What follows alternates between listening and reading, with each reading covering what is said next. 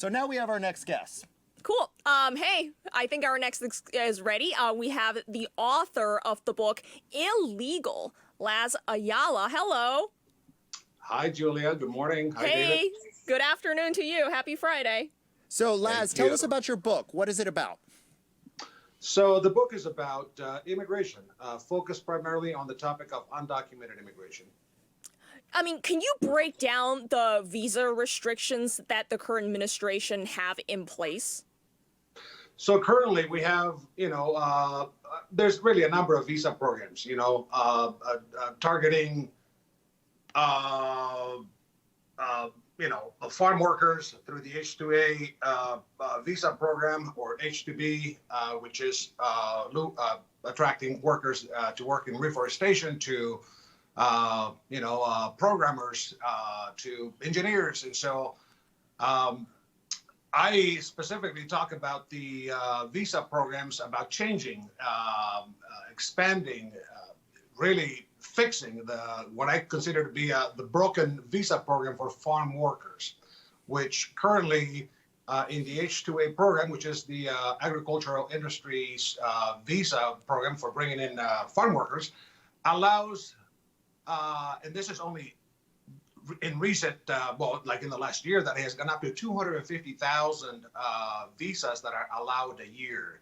We need probably at least, estimates say, at least 5 million visas to meet the demands, the labor demands of that industry. So Laz, break this down for us to make it really easy, because there's a lot of controversy around immigration, displacing American workers, etc. Why do we need immigrant farm workers? Just like you're explaining this to a stranger at a bus station. Right. And first of all, let me be clear. I personally am not saying that we need more labor. The data out there, I would say, would support that argument. We have 11 million undocumented immigrants living in this country today. A large number of those workers are out in the fields. So that tells me that there is a need. And if you talk to industry experts in the agricultural industry, the farmers, ranchers, they will tell you that they have a labor shortage and that they need more workers. I think it's understood, and it's understood in the industry, that we need more workers. That said, that is something that can be easily established by a periodic analysis by the Department of Labor that assesses the needs for labor in the various industries. Okay, so they can determine, every 3 or 6 months or every year, the number of workers that are needed in these industries, and do it in a scientific way.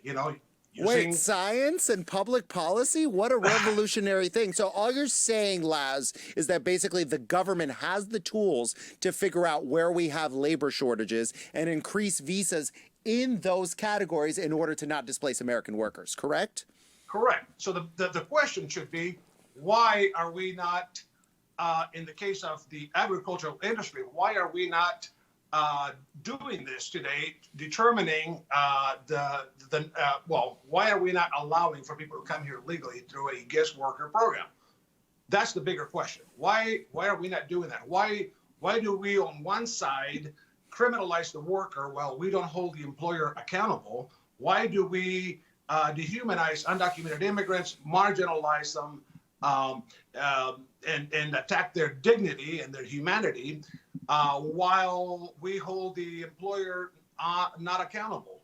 And why are we not looking for solutions that allow for these workers that I think we all agree we need, at least in some of these industries? Why are we not creating a legal path for them to come here, work for a season, and return back to their homes as they want to do? They don't want to be here. People come here to work. People come here for economic opportunity. In most cases, that is the case. And they want to return to their homes. They don't want to stay here. Under the current system, what happens? Well, people risk their lives getting here. Some of them lose their lives. They are marginalized. They are exploited. They have no rights. They pay taxes. They have no vote. They have no representation. They are dehumanized, marginalized, incarcerated, locked up in cages. Their families are broken here and abroad. They're separated from their families. Why do we have this crazy, inhumane system? That's the bigger question. Because I think it's politically difficult to change things, Laz. Right. It's what you're saying makes sense economically and from humanity. I think it's hard to get something like that across the finish line in Congress. Yeah. Why do you think? Why do you think that is? And I actually don't think that it's that hard to do it. I mean, the doing it, getting it done is not hard. And I have a solution that I'm proposing.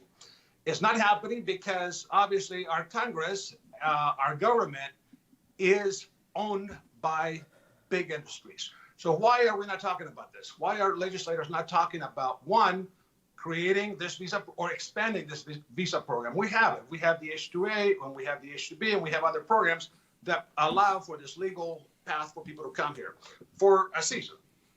The problem, we don't have enough of them. So there's still a very high demand for undocumented labor in this country. So there's all these loopholes that need to be closed. And then the second one, the most important one, is the enforcement of the law with the employers. So we basically, on one side, we say we don't want them, we don't want the workers. On the other side, we leave the door open for them to come in so they can be exploited by these industries and by these employers. What we need to do is we need to have enforcement of E-Verify. We need to have enforcement with the employers, tough enforcement, meaning stiff fines. And if people continue to, not play by the rules, shut them down. That's what needs to happen so that we can end the exploitation and of undocumented workers that I compare today to modern day slavery. Think about it. Yeah. If you are in this country paying taxes, you have no vote, you have no rights, you are dehumanized, you are incarcerated, you're treated as a commodity. If that isn't modern day slavery, tell me what is. Laz, I see that this is clearly a topic you're super passionate about. We're out of time, so I will leave it there, but come back some other time. Fascinating conversation. Yeah, fascinating conversation. Crossing the bipartisan divide. So thank you for providing us with solutions and congrats on your book. Yeah.